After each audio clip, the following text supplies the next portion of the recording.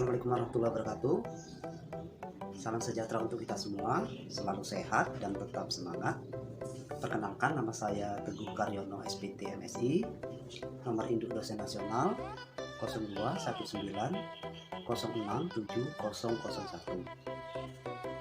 Saya adalah salah seorang dosen tetap sejak tahun 2012 pada program studi peternakan Fakultas Pertanian Universitas Musirawas.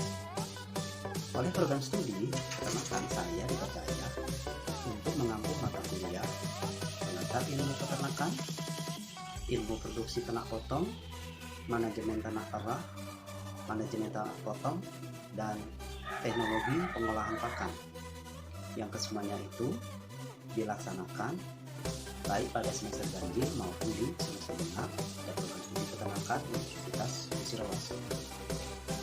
Seorang dosen adalah pendidik yang profesional dan juga seorang ilmuwan sesuai dengan undang-undang dan peraturan pemerintah, bahwa kewajiban seorang dosen mentransfer, mengembangkan, dan menyebarluaskan keilmuan yang dimiliki sesuai dengan bidang keilmuannya, yang kesemuanya itu tertuang di dalam Tridharma Perguruan Tinggi, yaitu pendidikan dan pengajaran, penelitian, serta pengabdian kepada masyarakat. Hal ini wajib dilaksanakan oleh seorang dosen, dan alhamdulillah saya secara rutin dan terjadwal telah melaksanakan kegiatan tersebut. Bagi saya, apa yang saya laksanakan, apa yang kegiatan yang harus saya lakukan, saya niatkan untuk ibadah, dan rezeki adalah bonusnya. Berikut akan saya paparkan rencana pembelajaran semester salah satu mata kuliah yang saya ampu, yaitu manajemen ternak potong. Baiklah, saya akan menjelaskan rencana pembelajaran semester pada mata kuliah manajemen ternak potong, program studi peternakan Fakultas Pertanian Universitas Musirawas. Status mata kuliah wajib, di mana mahasiswa harus menempuh mata kuliah ilmu produksi ternak potong agar bisa mengikuti mata kuliah manajemen ternak potong. Kode mata kuliah PTR 304 dilaksanakan pada semester ganjil dengan bobot SKS 3, 2 teori 1 praktikum, dengan dosen pengampu saya sendiri Teguh Karyono, SPT MSI, dan saya jadi SPT MSI. Capaian pembelajaran yang dibebankan program studi pada mata kuliah manajemen ternak potong ini adalah diantaranya bertakwa kepada Tuhan Yang Maha Esa, menjunjung tinggi nilai kemanusiaan dalam menjalankan tugas berdasarkan agama, moral, etika, dan mampu menunjukkan sikap yang religius.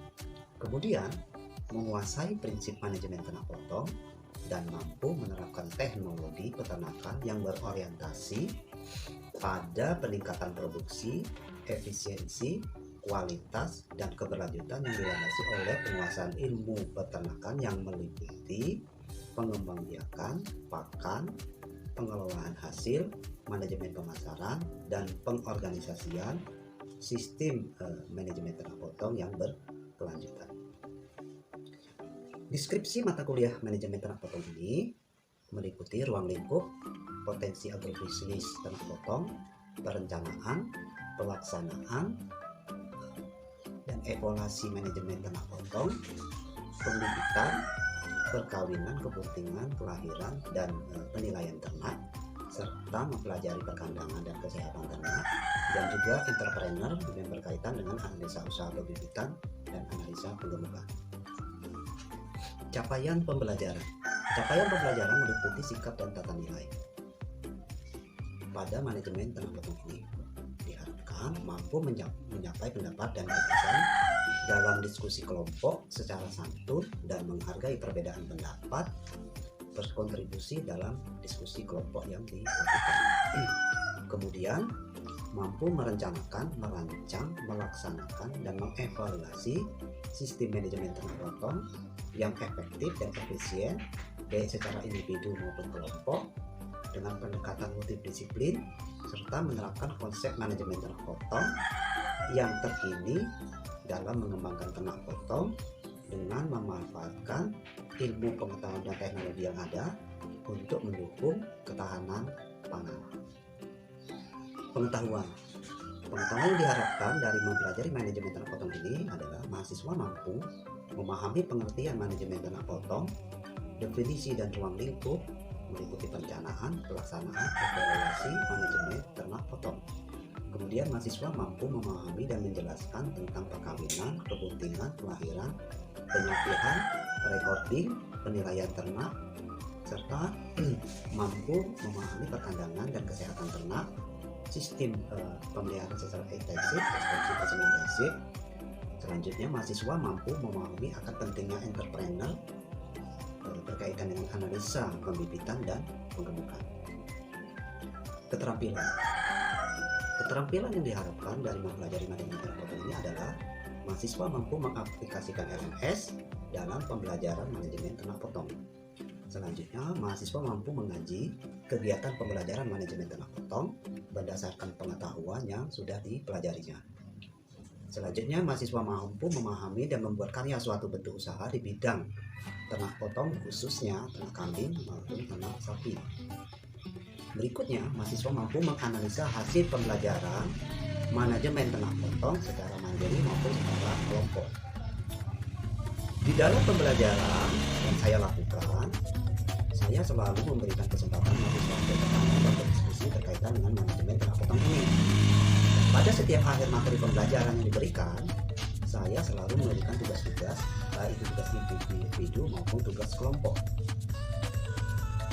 Referensi saya ambil dari materi manajemen ternak potong ini diantaranya adalah Ilmu Peternakan, penerbit Bergajah Mada University Press tahun 1991 oleh James Blake dan David Gibbs. Kemudian Ilmu Kesehatan Ternak, penerbit Gramedia Jakarta tahun 1991 oleh Rodi. Selanjutnya ada beberapa materi pembelajaran dan juga saya ambil dari beberapa buku yang berkaitan dengan manajemen ternak potong. Kemudian ada referensi pendukung juga yang saya ambil, baik itu dari jurnal-jurnal yang terkini maupun artikel ilmiah yang terbaru, serta saya juga membuat video-video pembelajaran sehingga mahasiswa akan lebih memahami tentang materi yang saya berikan.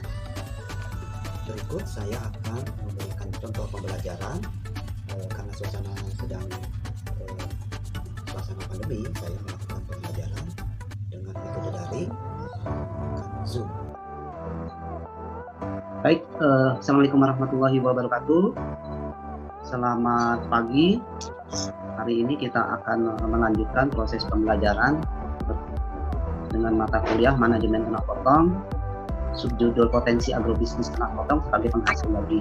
Nah, di sini harapannya dengan berakhirnya pembelajaran ini kalian memahami tentang agrobisnis ternak potong, bagaimana hasil-hasil dari ternak potong ini mampu menopang perekonomian masyarakat dengan berbagai jenis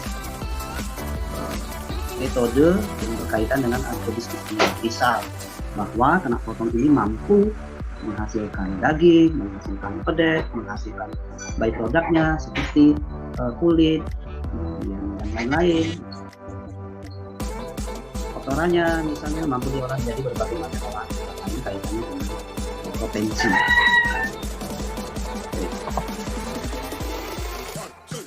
Pengertian ternak. Nah, ternak itu terbagi dua. Yang pertama itu livestock, yang kedua ternak unggas. Livestock itu adalah ternak-ternak kelompok ternak ruminansia. Contohnya apa saja livestock ini? Ada yang tahu? Silakan. Livestock. Silakan. Ika. Livestock.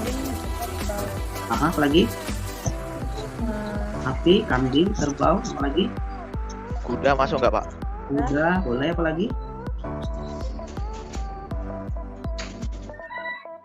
Satu lagi, ternak babi, walaupun dia bukan dalam termasuk ternak yang populer untuk kita muslim, tetapi itu wajib kita pelajari. Ya. Jadi livestock ini ternak sapi, baik sapi perah maupun sapi potong. Kerbau, baik kerbau perah maupun kerbau potong.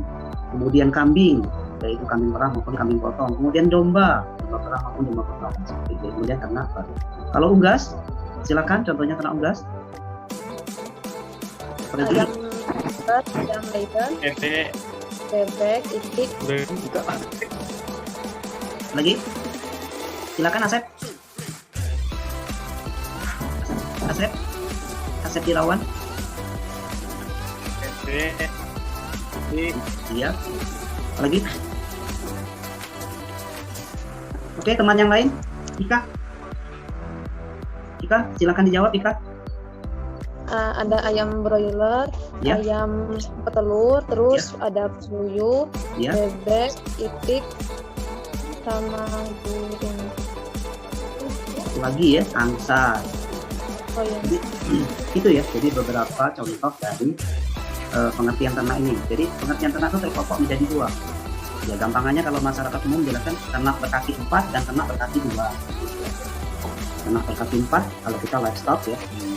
Berkaki 2 itu enggak. Oke, kita lanjut. 4 usaha ternak potong. Nah, jadi 4 usaha ternak potong. Yang pertama adalah pengembangbiakan dan pembibitan. Contohnya seperti apa ini? Pengembangbiakan dan pembibitan seperti kita ketahui bahwa masyarakat di Indonesia di petani-petani peternak itu sudah melakukan hal ini walaupun jumlah ternaknya itu dalam jumlah sedikit 3-4 ekor ya 2 ekor seperti itu. Nah, itu dia arahnya ke pembibitan. Hasilnya adalah apa? Bakalan ya. Pedet bakalan untuk dibesarkan. Kemudian dia menghasilkan bibit untuk dikembangbiakan. Ini hasil utamanya untuk daerah ini usaha pengembangbiakan atau usaha pembibitan. Kemudian yang kedua adalah usaha pembesaran. Beda lagi ya. Usaha pembesaran itu sengaja dia beli pedet untuk dibesarkan menjadi suatu bakalan atau grower. Hasil utamanya bakalan siap digemukkan. Ya, ini bakalan siap digemukkan. Mereka membeli bibit pedet dari pengembang biak atau pembibitan ini kemudian dikumpulkan, dibesarkan untuk menjadi suatu bakalan yang siap digemukkan. Biasanya pejantan ya ini yang mereka dipelihara untuk dijadikan pembesaran ini. Kemudian juga mereka menghasilkan bibit untuk dikembangbiakkan. Kemudian usaha yang ketiga adalah ini penggemukan atau veteriner. Ya. Perlu kita ketahui bahwa penggemukan ini penting sekali dalam usaha manajemen ternak potong ini. Kenapa? Karena dari penggemukan inilah akan dihasilkan daging-daging yang berkualitas yang nantinya akan disampai ke konsumen. Ya. Penggemukan ini juga banyak dikembangbiakkan atau banyak diusahakan oleh petani peternak karena dia cepat sekali menghasilkan keuntungan. Dalam waktu beberapa bulan bisa dijual ternaknya, kemudian bisa diputar lagi modalnya untuk penggemukan juga. Tapi harus diingat, dalam sistem penggemukan ini, usia ternak atau umur ternak ini menjadi faktor penting untuk proses penggemukan ini. Ya. Umur dan jenis kelamin itu yang harus diperhatikan dalam penggemukan ini. Ya, hasil utamanya tentunya ternak yang siap dipotong, siap dijual. Kemudian usaha yang keempat adalah kombinasi dari berbagai macam kegiatan agrobisnis peternakan tadi, misalnya pengembangbiakan dan pembesaran. Dia mengembangbiakan atau menghasilkan bibit ternak dan melakukan pembesaran, menghasilkan tadi bakalan ya, menghasilkan bakalan yang siap jual. Kemudian dia pembesaran ya, menghasilkan bakalan dan digemukkan juga ya, di sini. Yang ketiga adalah pengembangbiakan yang menghasilkan bibit, kemudian menghasilkan bakalan untuk dibesarkan dan digemukkan sendiri. Jadi di sini pola kombinasi yang biasa diusahakan oleh petani peternak kita di Indonesia dan di beberapa wilayah. Oke, sampai sini ada yang mau ditanyakan? Silakan. Sebelum kita lanjut ke materi berikutnya. Cukup jelas? jelas Pak. Jelas Pak. Oke, kalau jelas saya lanjutkan. Nah, ini potensi ternak potong di Indonesia. Seperti kita ketahui bahwa Indonesia itu merupakan tempat yang potensial untuk pengembangbiakan ternak, baik itu ternak potong, ternak perah maupun ternak buas ya. Kenapa? Karena kita diberi anugerah iklim alam ya yang sangat-sangat baik untuk proses tumbuh kembang ternak itu sendiri. Nah, tetapi upaya pengembangan ini harus didukung oleh berbagai faktor ya, faktor penunjang terutama tadi bakalan ya. Kemudian pakan yang cukup, lingkungan, iklim, sosial dan peluang pasar. Nah, di sini berkaitan dengan bakalan, kalau kita mau pelihara ternak, kita harus punya bakalan atau bibit ternak potong yang baik. Jadi ternak potong yang baik tentunya kalau kita arahnya mau ternak sapi Bali misalnya, kita harus memiliki bakalan sapi Bali yang berkualitas dengan bobot badan yang mencukupi dari indukan atau bibit yang baik, induk yang baik. Kalau dia arahnya mau pembibitan, kita cari bibit sapi yang misalnya atau bibit kambing yang sekali beranak 3 kalau kambing, kalau sapi sekali beranak 2. Kita harapkan nanti kalau kita pelihara gitu ya, dia akan menghasilkan keturunan yang hasilnya sama dengan induknya seperti itu. Tapi misalnya kalau arahnya mengemukkan, kita cari paling tidak induknya itu memiliki bobot badan yang cukup besar, sehingga kita harapkan anak ini juga memiliki bobot badan yang cukup besar. Kemudian pakan.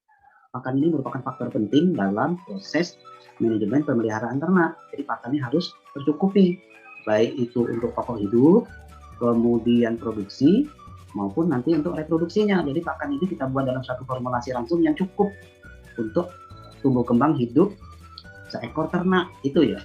Kemudian lingkungan dan iklim, ya ini saling ketergantungan ya. Lingkungan dan iklim sosial ini saling keterkaitan. Kenapa? Karena lingkungan mendukung, kalau iklim sosialnya tidak mendukung juga tidak jalan. Iklim sosial artinya kawasan tersebut merupakan benar-benar suatu kawasan yang dikelola, dibentuk, dan dijadikan suatu kawasan peternakan misalnya. Kemudian peluang pasar. Kalau kita mau mengusahakan ternak, kita lihat dulu peluang pasarnya. Masyarakatnya itu mengharapkan bentuk ternak seperti apa. Ya, ternak sapi seperti apa yang sangat diinginkan oleh pasar. Misalnya kalau di Sumatera atau di Lubuk Linggau dan sekitarnya itu sapi Bali yang paling dikenal.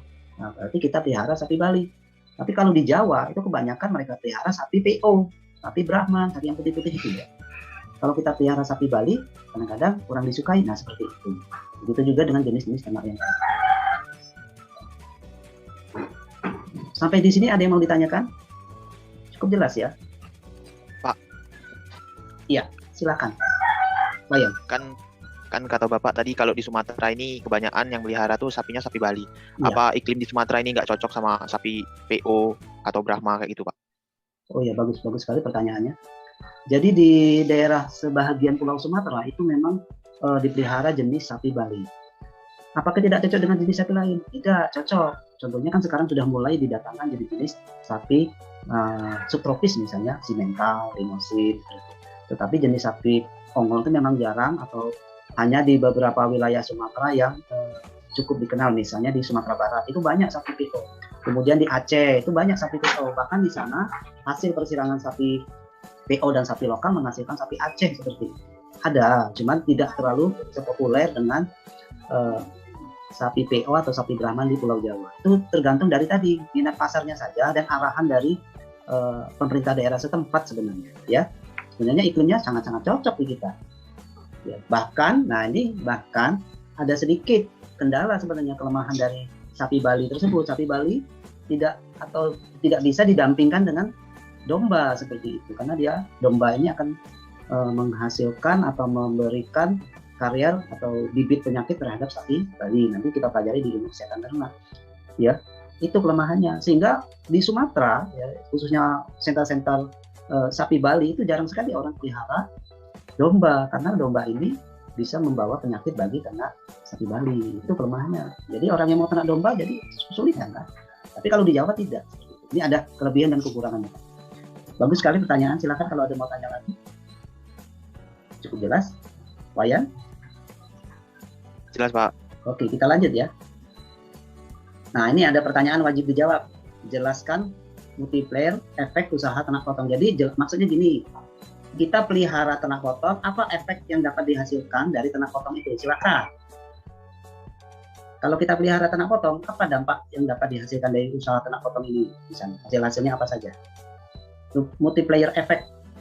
Misalnya, contoh ya, kalau kita mau usaha ternak potong, kita akan menghasilkan pedet. Apa lagi? Selain pedet. Daging. Apa lagi? Produk, Pak. Apa contohnya, Ika? Kotoran sapi bisa untuk pupuk, terus jeroan, kulit. Iya.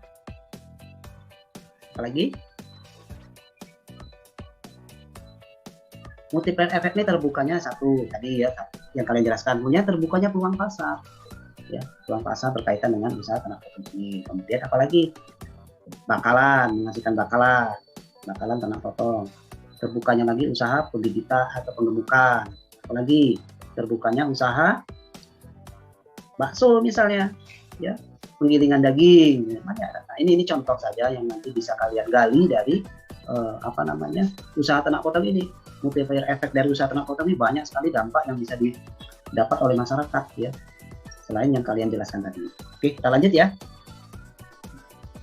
Nah, ini kita kembali dikit tentang ilmu ternak potong, yaitu ilmu yang mempelajari semua aspek biologi yang terjadi pada ternak, baik mekanisme biologis yang terjadi secara internal maupun eksternal, serta interaksinya yang kemudian merekayasa dan teknologi diarahkan untuk tujuan produksi daging dan kemampuan kerja. Nah, ini sedikit kita kilas balik tentang ternak potong ini ya. Nah, inilah yang nanti yang akan kalian pelajari baik pada yang sudah kalian ikuti maupun pada manajemen ternak potong. Nah, seperti kita ketahui jenis sapi potong di Indonesia ini ya merupakan sapi asli dan sapi impor. Nah, sapi asli di Indonesia dijadikan sumber daging, misalnya sapi Bali, sapi Sumba Ongol atau SO, sapi PO Peranakan Ongol, sapi Madura, sapi Aceh. Nah, ini harus kalian ketahui. Kalian tahu nggak sapi Aceh itu seperti apa? Kalian tahu nggak bentuknya? Campuran antara sapi Bali dengan sapi PO.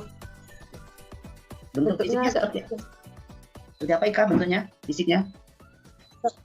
Dari segi fisik mirip sapi PO, tapi warnanya itu ada campuran coklat dan putih. Ya, itu ya, paham ya. Jadi secara bentuknya itu kayak sapi ongol ya, dia ada punuknya seperti itu. Warnanya dia bervariasi karena dia dari bentuk hasilnya. Di sini kalian kan udah paham tuh.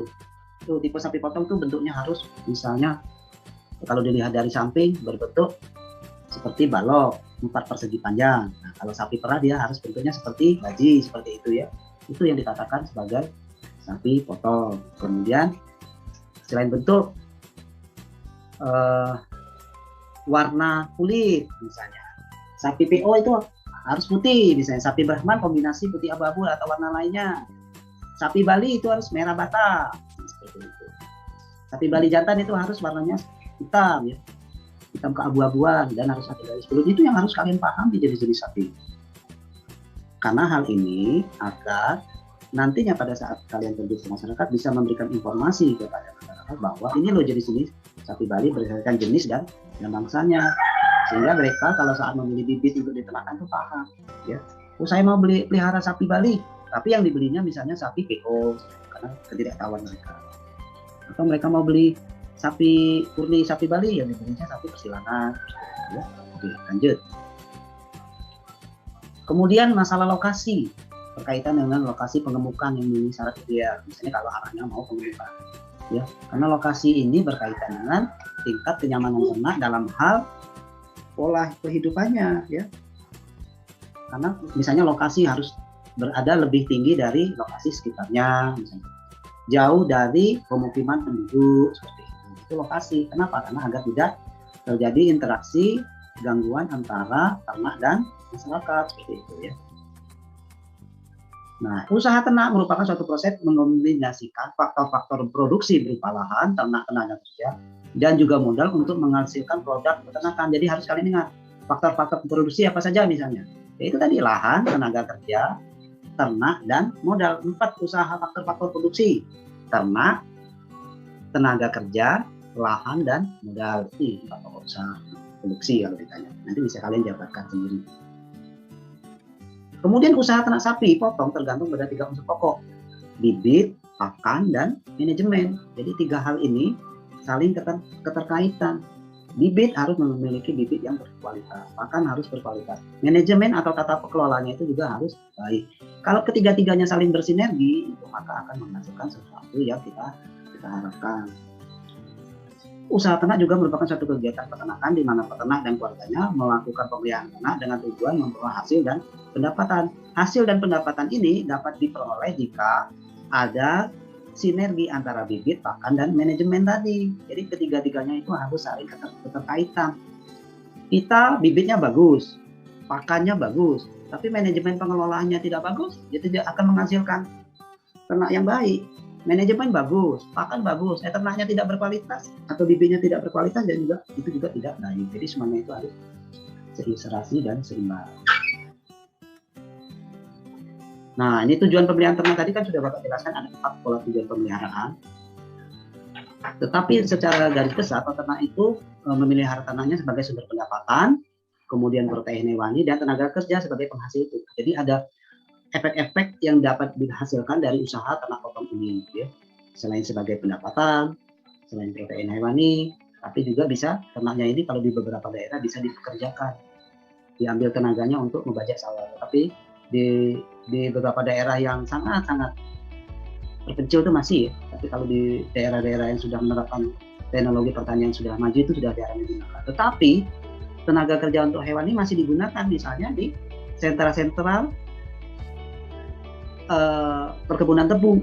Ya, misalnya dia punya perkebunan tebu, dia mau mengolah tebunya menjadi gula, ternak ini kadang-kadang masih digunakan untuk memeras atau menggiling tebunya ini menjadi gula seperti itu. Ya.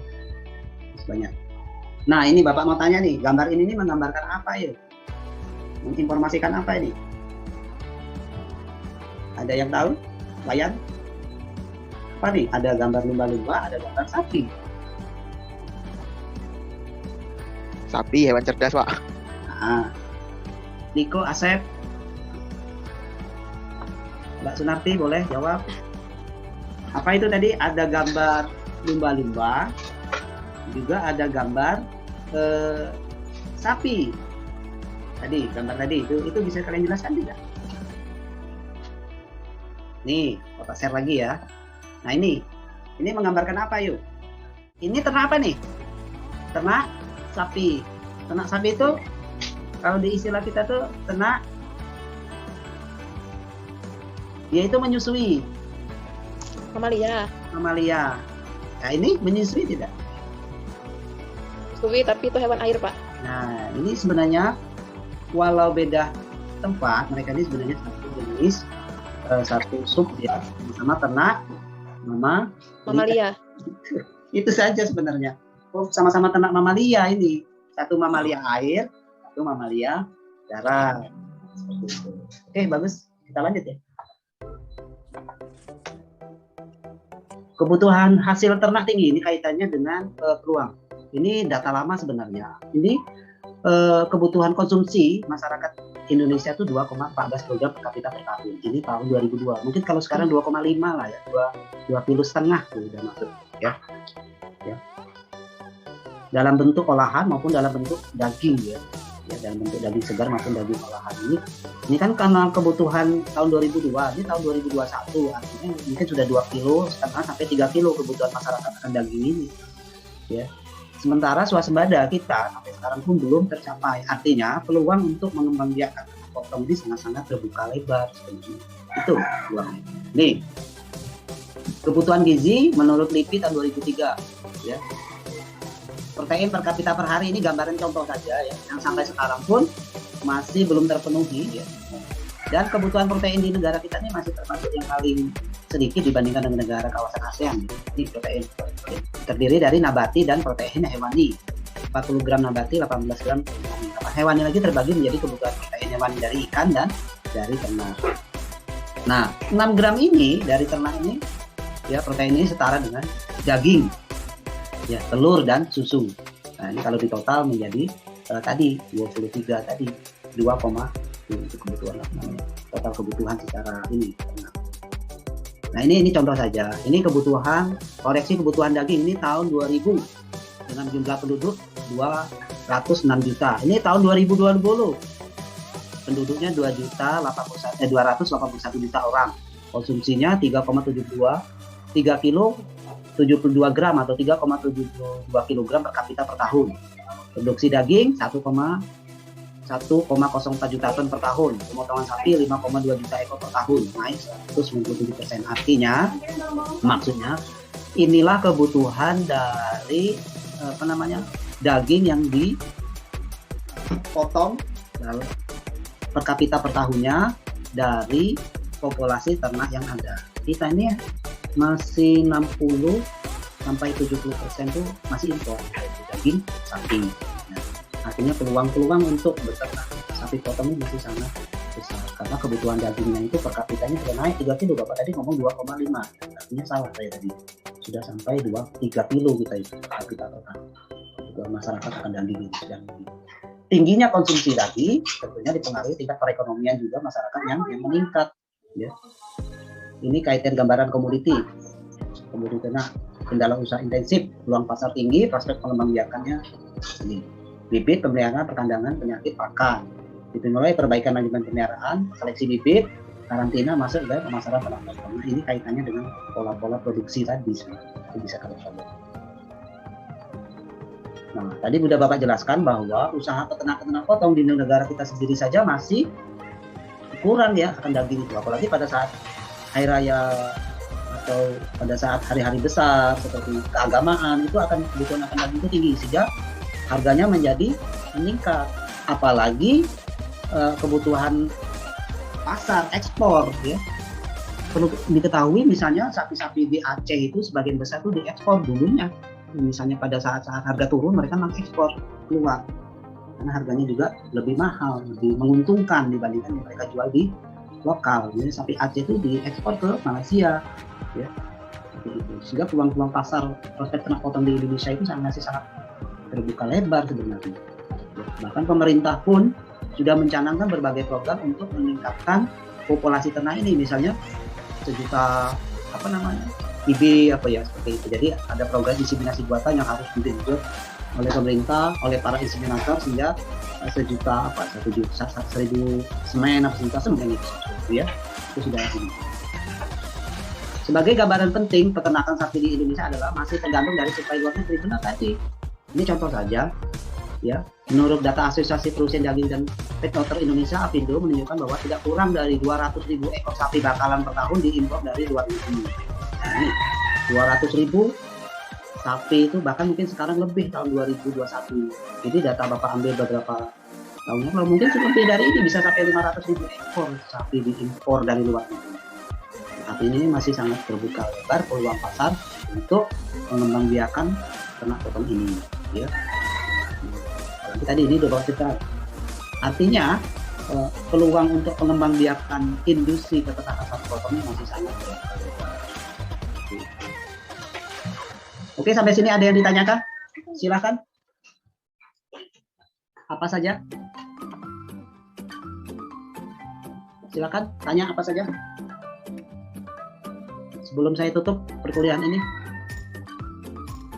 Sudah cukup jelas saya tanya dengan pengembang peluang bisnis usaha ternak potong ini? Paham, Pak. Paham ya? Yang lain? Ada yang perlu ditanyakan? Andi? Pak.